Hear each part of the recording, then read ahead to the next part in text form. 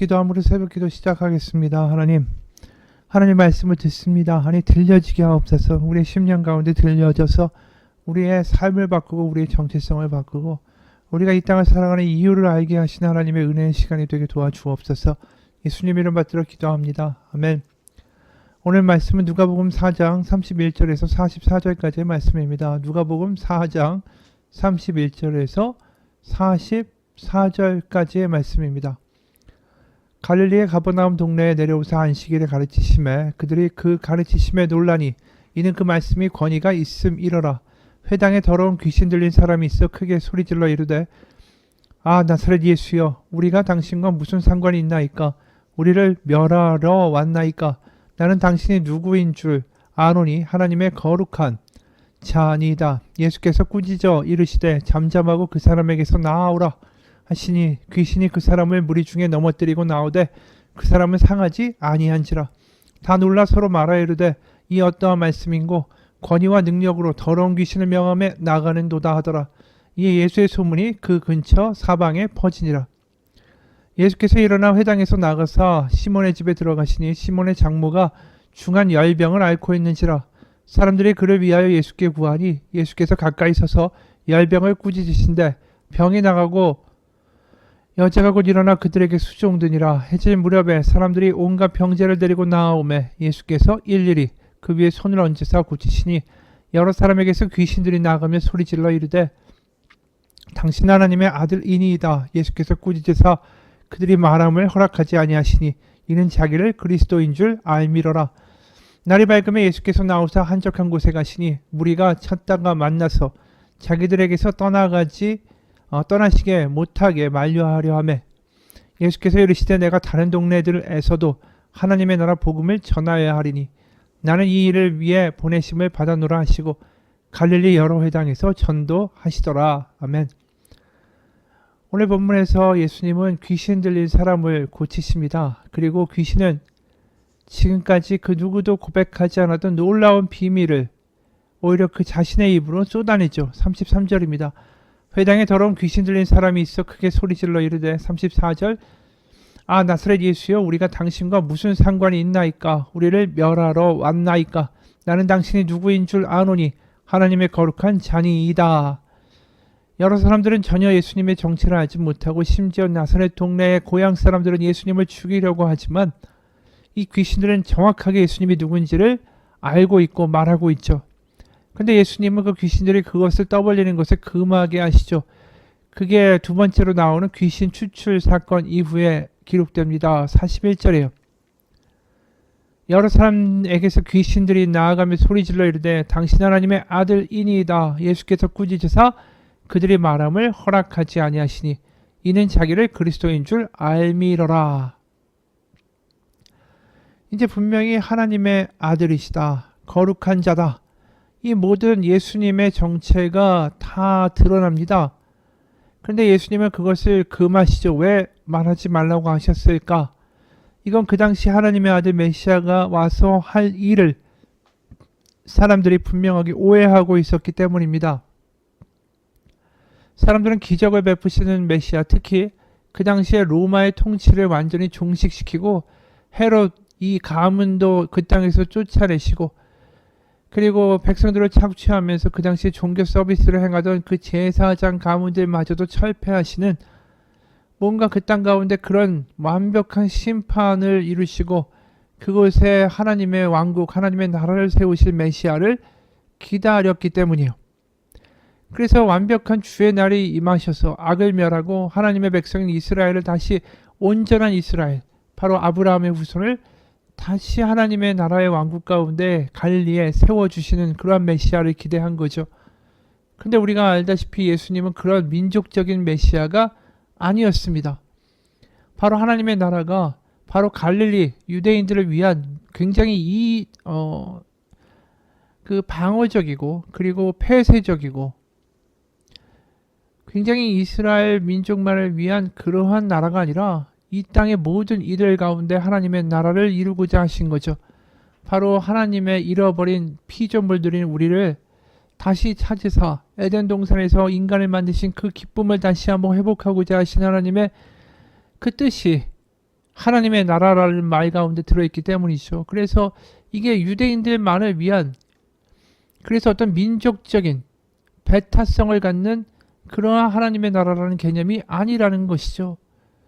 근데 지금 이 이스라엘 사람들은 그 얘기를 들으면 다 오해한다라는 거예요. 그래서 이 귀신들이 메시아가 왔다, 하나님 나라가 왔다, 하나님의 아들이 나타났다, 이 귀신들을 이렇게 떠벌리고 다니면 어떤 일이 벌어지냐 하면 이런 결과가 나오는 거죠. 42절. 날이 밝음에 예수께서 나오사 한적한 곳에 가시니 무리가 찾다가 만나서 자기들에게서 떠나시지 못하게 만류하려 하매, 여기서 만류하다라는 단어는 카테코라는 헬라어입니다. 꽉 붙잡는다라는 거예요. 어떤 일이 벌어진 거죠? 귀신도 쫓아주고 병도 낫게 해주는 복덩어리다라는 거죠. 복을 주시는 분, 자신들이 원하는 세상을 만들어주는 분, 그러니까 이분을 꽉 잡고 놓아주지 않으려고 했다라는 거예요. 근데 예수님은 그들의 소원, 다시 말해서 내 소원을 들어주고자 하시는 존재가 아니라 하나님의 뜻을 이루고자 하시는 분이죠. 그래서 주기도문에서 뜻이 하늘에서 이루어진 것 같이 땅에서도 이루어지이다 라고 고백하는 백성을 만들고자 하신 거 아닙니까? 주기도문 자체가 내 뜻이 이루어질지어다가 아니라 하나님의 뜻이 땅에서도 하늘에서도 이루어질 것입니다. 이렇게 기도하는 사람들을 이 땅 가운데 만드시고자 하셨다라는 거죠. 그거에 반대되는 게 이 유대인들의 전형적인 메시아 개념 아닙니까? 우리를 위한, 우리의 참담 회복을 위한, 우리의 복을 위한, 내가 잘 되는 것, 내가 원하는 세상을 만들어주는 메시아가 되라고 이야기하는 것, 그것이 지금 이스라엘 백성들이 생각하는, 오해하고 있는 메시아가 되는 거죠. 그러한 모습들이 지금도 많습니다. 내가 원하는 하나님이 되라, 내가 원하는 메시아가 되기를 원하는 것. 그래서 많은 사람들이 교회 쇼핑을 다니는데, 그 교회 쇼핑을 다니는 이유가 뭡니까? 내 필요, 내 니즈, 나의 필요성을 채워주는 메시아를 이야기해주고 나의 필요성을 채워주는 교회를 찾기 위하여 쇼핑을 다니는 거죠. 그래서 하나님의 나라와 하나님의 뜻을 이루기 위하여 내가 교회 공동체에 속하는 것이 아니라 나를 만족시켜주고 내가 원하는 말을 해주는 그 어떠한 존재를 찾기 위해 교회를 쇼핑한다. 이게 분명히 주객전도가 일어난 일이라는 것이죠. 이것이 지금 예수님이 아무 말도 하지 못하게 귀신들을 단속하시는 이유라는 거죠. 여러분, 우리에게 하나님의 나라는 무엇입니까? 하나님은 어떠한 존재입니까? 내가 이 땅에서 하나님을 믿는다라는 것이 내 뜻과 내가 원하는 세상을 만들어주는 하나님을 요구하고 그런 하나님이 되라고 기도하는 것입니까? 아니면 내 삶을 통하여 하나님의 뜻이 드러나기를 기도하는 걸까요? 이기적이고 자기중심적인 신앙은 결국 어느 순간에 가면은 하나님이 거기에 대한 응답을 하지 아니하심으로 결국은 스스로 무너질 수밖에 없어요. 실망하고 하나님 믿는다고 뭐 되는 거 하나도 없네. 하나님 믿는다고 내가 원하는 대로 안 되고 하나님 믿는다고 해서 뭐 이게 해결도 안 돼. 하나님은 나에게 쓸모가 없어. 이런 식으로 흘러가면서 스스로 자멸하는 신앙이 되고 만다라는 거죠. 하지만 거꾸로 하나님의 뜻을 이루고 하나님의 뜻에 맞추어 쓰임받기를 원하고 하나님의 나라를 이루기 위한 그러한 방향으로 나아가는 신앙은 하나님을 계속해서 경험할 수밖에 없어요. 그래서 하나님이 살아계시는구나를 더 경험하고 내 생각과 내 지경을 뛰어넘는 하나님을 더 경험하는 간증들이 쏟아져 나오기 시작하죠. 미국의 그 박승목 박영자 부부라는 분이 있는데 이분이 나이가 70이 넘어서 은퇴를 하고 이제 커다란 RV라고 해서 어떻게 보면 캠핑카 같은 거예요. 그걸 가지고 전도 여행을 다닙니다. 이렇게 하게 된 게 뭐냐 하면 일을 하다가 남편이 너무 힘쓰면서 힘들게 일을 하니까 간암에 걸린 거예요. 그러다가 거의 죽었다가 살아나고 나서 나 이제 이 남은 여생은 전도를 해야겠다. 그래서 하나님이 가장 원하시는 일이 뭘까? 그래서 이게 전도다. 이래가지고 그 RV 캠핑카를 사고서 그래서 한인교회들을 다니면서 복음을 전하고 그러고 다닌 겁니다. 그들의 이야기 몇 토막을 소개하죠. 2002년 6월 1일 우리에게 주신 말씀에 순종하여 복음을 전하기 위해서 떠난 지만 12년이 넘어 13년을 향해 달려가고 있는 지금 뒤돌아보면 감회가 깊습니다. 우리가 하나님의 일을 할 때 하나님은 우리의 모든 것을 책임져 주셨죠. 미국과 캐나다 630여 개 교회를 다니면서 간증과 전도 강의를 했고, 하와이를 제외한 49개의 주를 다니면서 23번의 대륙 횡단을 할 때 여러 우여곡절을 많이 겪었지만 어려운 손길마다 우리를 지켜주신 하나님을 잊을 수가 없습니다. 방문한 교회들이 이 정말 영혼 전도에 무관심한 모습을 보면서 너무 안타까웠고, 주님을 뜨겁게 사랑하면 그 전도할 수밖에 없는데 전도하지 않으면서 하나님만 사랑한다고 말하는 모습들을 너무 보게 되고, 그래서 우리가 전도에 대한 이야기를 하고 다니기 시작할 때 보리떡 5개와 같이 부족하고 보잘것없는 우리 부부를 통해서 하나님은 생각지도 못한 많은 역사를 이루셨습니다. 그래서 복음의 능력 안에서 하나님의 나라를 선포할 때마다 가정의 문제인 이혼, 고부갈등, 자녀 문제, 알코올, 불륜, 제사, 우울증 등 많은 문제들이 그들 가운데 해결되는 것을 경험했죠.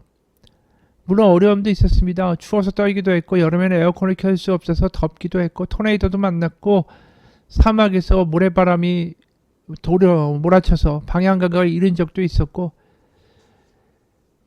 그리고 특히 이제 RV를 타고 다니면서 사역할 때 가장 어려운 것은 주차장과 물이었죠. 파킹할 곳이 있으면 교회에서도 했고, 월마트에서도 했고, 또 샤워는 YMCA에 가서 했고, 매일 한 컵의 물로 양치를 하고 세수하기도 하고, 그리고 누군가 우리를 외면하고 멸시하기도 했고, 하지만 그럴 때마다 십자가에 승리하신 예수님을 생각하면서 견뎌냈습니다. 그리고 약할 때 그때가 곧 강함이라 하신 그 말씀처럼 힘을 얻고, 우리의 약한 가운데 오히려 강한 힘을 주시고 우리를 붙들어 주신 하나님을 경험하곤 했죠.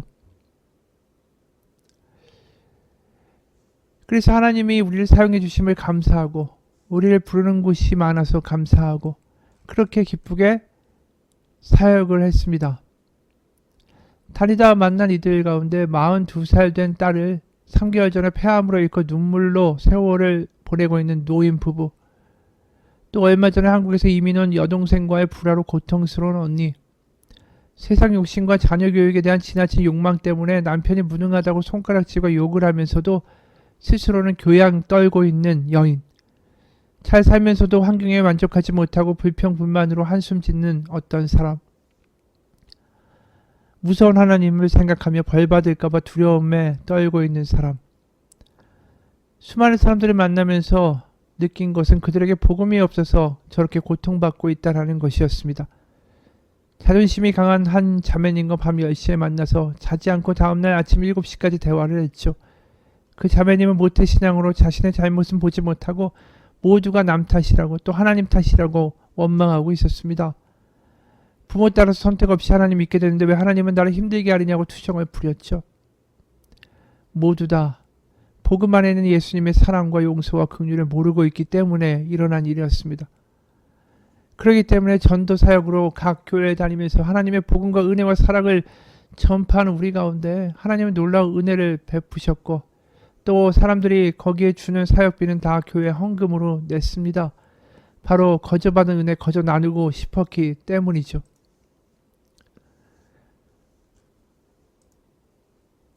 그렇게 많은 사람들이, 은혜 받은 분들이 이 전도의 동역자가 되고 싶다고 물질을 드리고, 그럴 때 그 물질은 전도를 위해서 쓰고 사역비에도 충당을 했습니다.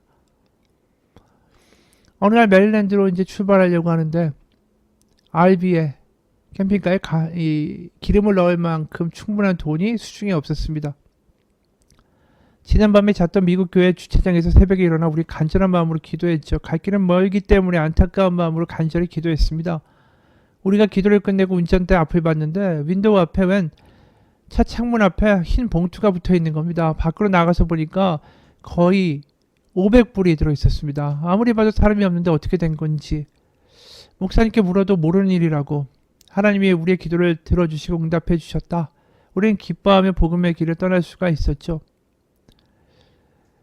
그런데 이제 9년이 지난 후에 아틀란타에서 사역할 때 바로 그 일을 한 분을 만나게 됐습니다. 어느 교회에서 간증한 후에 인사할 때 어떤 분이 우리를 전에 봤다고 말하면서 오늘 또 많은 은혜를 받았다라고 말했습니다. 우리는 어디서 보았냐고 물어봤더니 잭슨이라고 했습니다. 그곳이 바로 우리 차의 윈도우에 창문에 봉투를 붙여 놓았던 지역이었죠.